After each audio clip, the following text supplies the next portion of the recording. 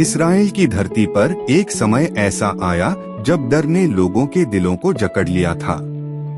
यह वह समय था जब पलिश्ती सेना ने युद्ध के लिए डेरा डाला था और उनके बीच से एक विशालकाय योद्धा रोज निकलकर इस्राएल को ललकारता था। उस दानव जैसे योद्धा का नाम था गोलियत। वह लगभग 9 फुट लंबा था। उसके सिर पर कांसे का टोप, शरीर पर भारी कवच, पैरों में कांसे की झिलम और हाथ में एक भारी भाला था। उसकी आवाज पहाड़ों को हिला देने वाली थी। वह हर सुबह और हर शाम खड़ा होकर चिल्लाता, इस्राएल में से कोई एक आदमी आए और मुझसे लड़े। यदि वह मुझे हरा दे तो हम तुम्हारे दास होंगे, और यदि मैं उसे मार डालूं तो तुम हमारे दास बनोगे। यह चुनौती 40 दिनों तक चलती रही। इस्राएल की सेना भय से कांपती थी। राजा शाऊल स्वयं भी डर के कारण आगे बढ़ने का साहस नहीं कर पा रहा था। उसी समय बेतलेहम नगर में एक युवक था जिसका नाम था दाऊद। वह अपने पिता यिशै का सबसे छोटा पुत्र था। वह युद्ध का अनुभवी सैनिक नहीं था, बल्कि भेड़ों को चराने वाला एक साधारण चरवाहा था। परंतु उसके हृदय में परमेश्वर के प्रति गहरा विश्वास था। जब वह मैदानों में अकेला भेड़ों की रखवाली करता, तब वीणा बजाकर परमेश्वर की स्तुति करता। उसने अपने जीवन में कई बार परमेश्वर की सहायता को अनुभव किया था। जब कोई सिंह या भालू भेड़ों पर हमला करता, तब दाऊद निर्भय होकर उनके पीछे दौड़ता और परमेश्वर के नाम पर उन्हें मार गिराता। एक दिन उसके पिता यिशै ने उसे कहा कि वह अपने भाइयों के लिए भोजन लेकर युद्ध भूमि में जाए, क्योंकि उसके बड़े भाई सेना में थे। दाऊद आज्ञाकारी पुत्र था। वह सुबह सुबह उठकर भोजन लेकर रणभूमि की ओर चला गया। जब वह वहां पहुंचा, तभी गोलियत फिर से ललकार रहा था। उसकी आवाज सुनकर इस्राएल के सैनिक पीछे हट रहे थे। दाऊद ने यह दृश्य देखा और उसका मन भीतर से जल उठा। उसने पूछा, यह खतनारहित पलिश्ती कौन है जो जीवते परमेश्वर की सेना को ललकारता है? उसके शब्दों में डर नहीं, बल्कि विश्वास की आग थी। जब लोगों ने यह बात राजा शाऊल तक पहुंचाई, तब दाऊद को राजा के सामने लाया गया। शाऊल ने उसे देखा और कहा, बालक है और वह बचपन से योद्धा है। परंतु दाऊद ने शांत स्वर में उत्तर दिया, तेरा दास अपने पिता की भेड़ों की रखवाली करता था। जब सिंह या भालू आता और भेड़ उठा ले जाता, तो मैं उसके पीछे दौड़ता और उसे मार डालता। जिस परमेश्वर ने मुझे सिंह और भालू से बचाया, वही मुझे इस पलिश्ती के हाथ से भी बचाएगा। उसके शब्दों में अटूट विश्वास था।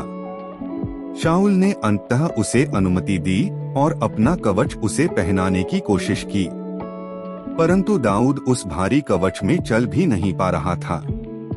उसने कहा, मैं इनका आदी नहीं हूँ। उसने कवच उतार दिया और केवल अपनी लाठी, चरवाहे की झोली और गुलेल लेकर आगे बढ़ा।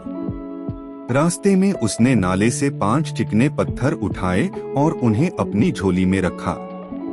जब गोलियत ने दाऊद को अपनी ओर आते देखा, तो वह हंस पड़ा। उसने कहा, क्या मैं कुत्ता हूँ कि तू लाठी लेकर मेरे पास आता है?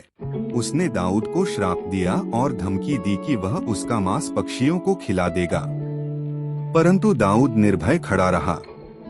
उसने ऊंची आवाज में कहा, तू तलवार, भाला और बर्छी लेकर मेरे पास आता है, परंतु मैं सेनाओं के यहोवा के नाम से तेरे पास आता हूँ, जिसे तूने ललकारा है। आज ही परमेश्वर तुझे मेरे हाथ में कर देगा और सारी पृथ्वी जान लेगी कि इस्राएल में परमेश्वर है। उसके शब्दों में विश्वास की ऐसी शक्ति थी कि मानो स्वर्ग उसकी गवाही दे रहा हो। गोलियत आगे बढ़ा, भारी कदमों से धरती कांप रही थी। उसी क्षण दाऊद दौड़कर युद्ध भूमि की ओर बढ़ा। उसने अपनी झोली में हाथ डाला, एक पत्थर निकाला, उसे गुलेल में रखा और पूरे विश्वास के साथ घुमाकर छोड़ दिया। वह पत्थर सीधा जाकर गोलियत के माथे में लगा। विशालकाय योद्धा डगमगाया और मुंह के बल धरती पर गिर पड़ा। पूरा मैदान स्तब्ध रह गया। जिस दानव से सब डरते थे, वह एक साधारण पत्थर से पराजित हो गया था। दाऊद दौड़कर उसके पास पहुंचा, उसकी अपनी तलवार निकालकर उसका सिर काट दिया। यह देखकर पलिश्ती सेना भयभीत होकर भाग खड़ी हुई। इस्राएल की सेना ने उत्साह से उनका पीछा किया और विजय प्राप्त की।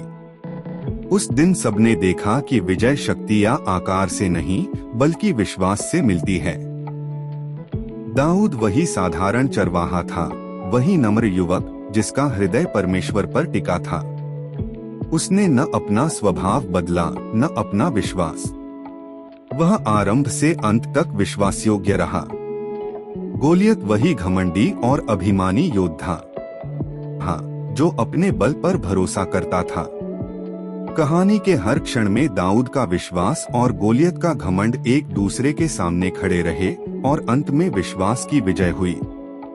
यह कहानी हमें सिखाती है कि जीवन के गोलियत कितने भी बड़े क्यों न हो, यदि हृदय में विश्वास हो तो एक छोटा सा पत्थर भी विजय का कारण बन सकता है।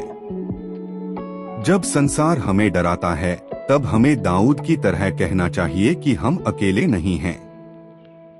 परमेश्वर हमारे साथ है। और जब परमेश्वर साथ हो, तब कोई भी गोलियत हमें पराजित नहीं कर सकता।